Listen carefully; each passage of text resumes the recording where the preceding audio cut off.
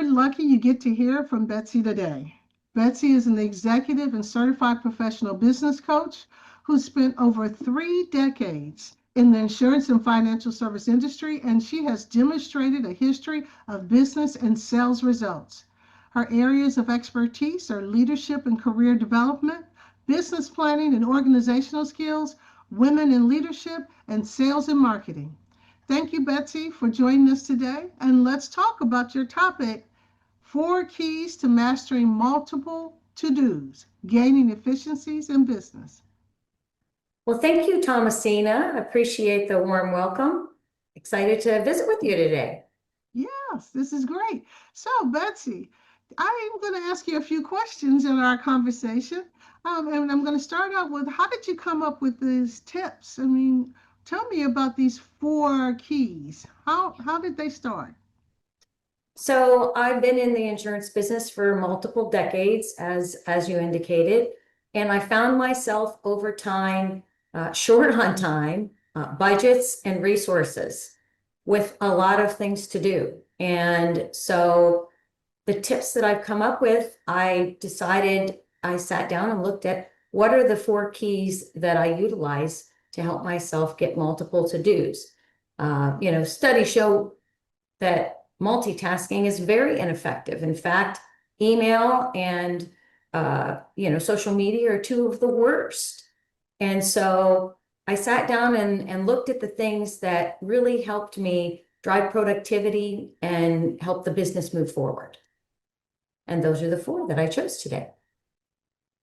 What are the ways that you get other people to help you? I know we're not out here on an island all by ourselves and we have so much to do. How do you bring other people on board?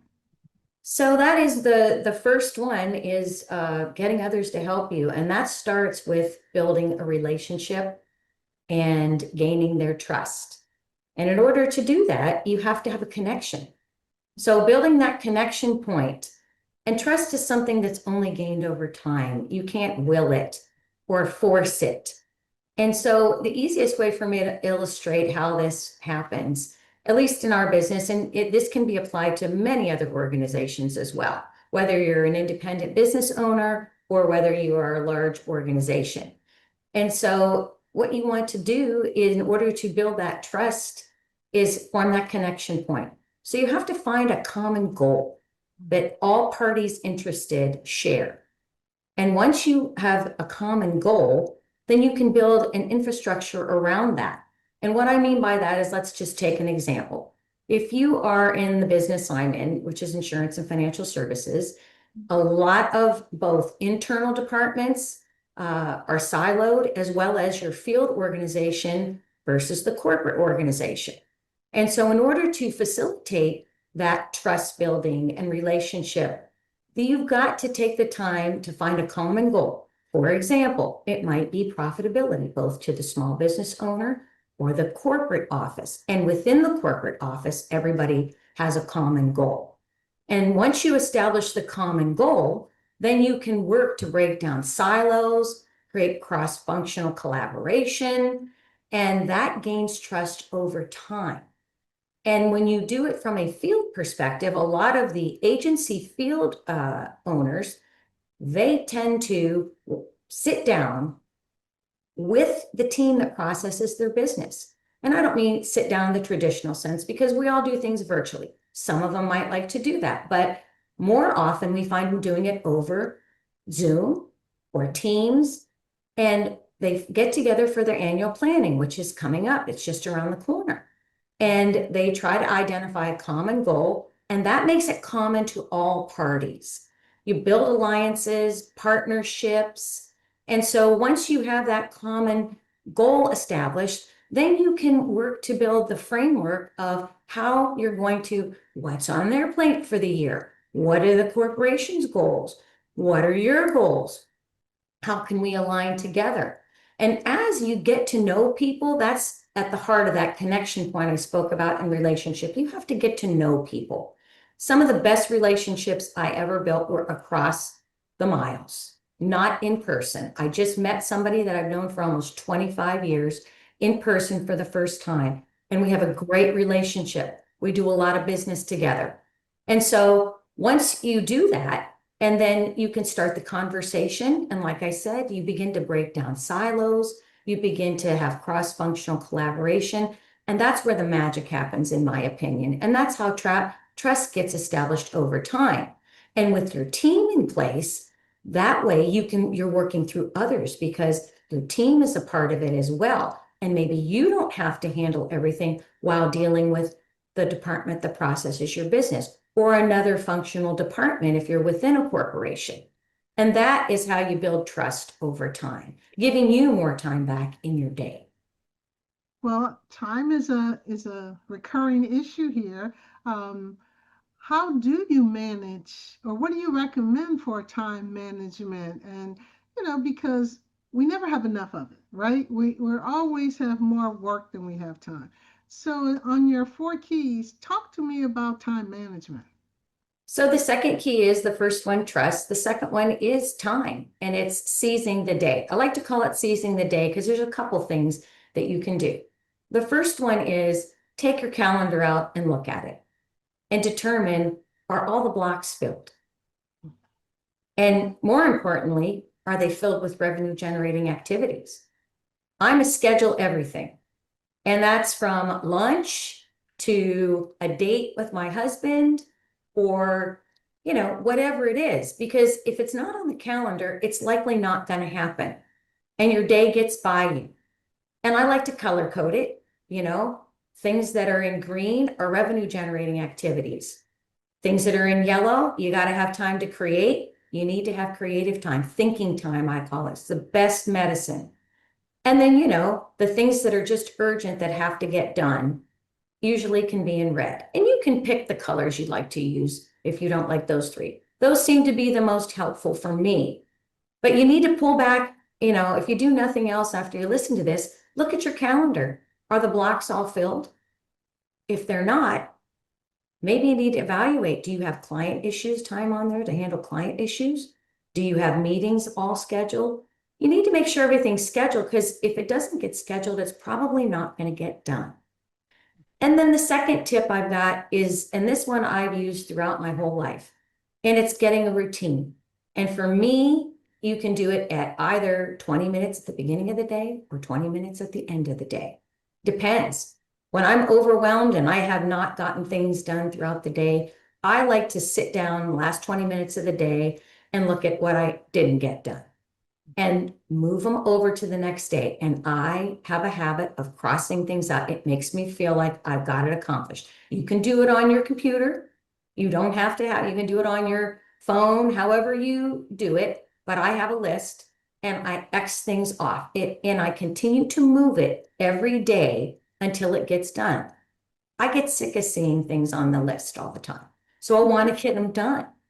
And so I like to do it at the end of the day. It also helps me look at my schedule for the next day so I can avoid that middle of the night panic attack, wake up that I forgot that I have this appointment. I know what I have coming up. I can sleep better, and it just makes for a better day. Some folks are better in the morning, and sometimes I do morning and evening. Do 20 minutes at the beginning of the day. You get in when it's quiet. You can actually do it at your home if you have a quiet home before you get to your office, if you have an office, and look at what's coming up. It just is it. Once you establish that routine, it just works so well in gaining control of your time. And it actually helps a lot with stress. Wow, those are some great tips. And I think I'm going to definitely adopt some of those. So, what about technology? How does that help any of us be more efficient and effective? Well, technology, as you know, I was around when the internet was created, and so were you, and everybody panicked Right. that, we weren't going to have a job and it's going to do our jobs. And now we're kind of going through that with AI. And, I feel like you have to start small and learn to see how it works and so that you can be confident in it. But the way you have to leverage technology, in my opinion, is start with the simple things. For example, if you are having a meeting, it seems like both corporate folks and agency owners are always in meetings. Well, maybe it's time for you to utilize AI, which is easy to be done on Zoom or Teams or whatever platform you're using to record your meetings. It summarizes them. It can also give you your to-do list, and it can also help you function like a virtual assistant. It can help you with your meeting appointments. It can help you with scheduling. And it's something that you can start small so you can learn how it works and become comfortable with it. And so, as people talk to me about AI, I say get started small. There are a lot of great tips out there for you, but I would tell you that leveraging AI to be more like a virtual assistant. I definitely try to do that. I utilize it for presentations. It can help create them for you just within programs you have on your computer. You don't actually have to use AI is embedded into a lot of PowerPoints and how programs are constructed nowadays. So you can have your to-dos, your takeaways, who's in charge of the next meeting, client appointments, especially for advisors out there, what you've got, all the key points and what you need to do when you're done with it. So that's how I see leveraging it. Start small. Yeah. Even something as small as dictating into notes when you leave a client appointment can help you become way more efficient than I got to get back to the office. I got to remember what they said, that kind of thing. So, any way we can use technology, right? That will help. Yes, yes, absolutely. So, tell me about teams. I mean, we have been in this industry long enough that we've seen where people have gone from the solopreneur, which was the way everybody came in, to evolving into teams. Tell me, how important is it to do teaming today? Well, I think it's very critical to be in the teaming side of the business. It's a lot more effective. You can gain a lot more efficiencies having folks in teams. And even, back in the early days, when I look back at my earlier days in my career, we had teams, we just didn't call them that. Now it's more formalized. And I think that's a good thing because then you can add, you can analyze it and see what works, what doesn't work. And I think when people have ownership in the team concept, a lot of things, like I said, that connection point, the relationship, people begin to trust, and multiple people are involved rather than, just one person. And I say that because you do have to have a leader of the team. You have to have a leader. However, when it comes to how everybody interacts and works within that team, you need to take a step back and take a look at what does everybody do? And as the leader, sometimes you have to sit down and look at what these job descriptions. Is everybody actually doing what we envisioned their job to be? Like I said, whether you're in a firm, as an agency, or even a financial advisor, or you're in a corporate structure, how do these job descriptions relate to what is going on today? And I have an exercise that I've done with a few clients, and it can be a little controversial, but it has worked. It has worked so well, and it gains a lot of efficiencies for everybody, both the employees and for the lead. And the way it works is just have your employees sit down and make a list of the things they do on a Word document. They can do it electronically. They can do it on a piece of paper. It doesn't really matter. And this isn't to be Big Brother, knowing everything you do. What I have found that it is done with clients that I do it with is we've found where certain folks, there are a lot of things that they're doing that really are not the best use of their time, nor do they really want to be doing them. But the business has changed. Somebody's got to do it. People step up and do it. So we've realigned duties and taken a look across the organization to see, does this really work the way it's supposed to work? And once they give you their list of things on there, once you realign the duties, we found where we actually need a part-time person in this operation. We've also found where, we thought maybe it would be full-time. It's really only part-time. And it's helped us figure out what are the gaps from a skill perspective for hiring for the future. Maybe not now, but you know what? We kind of have a gap in our team here. And it just makes it beneficial for everybody because I've seen the stress, just go away within the operation because people are actually working on the business instead of in the business. And whether you're the leader or not, you've got to be working on it rather than in it all the time. And so it's proven to be very effective in both the corporate structure, I've seen it, as well as those folks that are entrepreneurs. Wow. So you've given us 4 really good tips. 1, how to trust and build relationships and how to manage our time. 2, and then 3, how to use our technology. And 4, how teaming is important. Is there anything else, Betsy, that you want to leave us with that will help us moving forward? Well, I think this is a good time of the year. Planning is just around the corner for the next year. And if you do nothing else, uh, take a look at these tips, take a look at your own operation, and try to pick out one. If you feel like you can utilize all 4, go for it.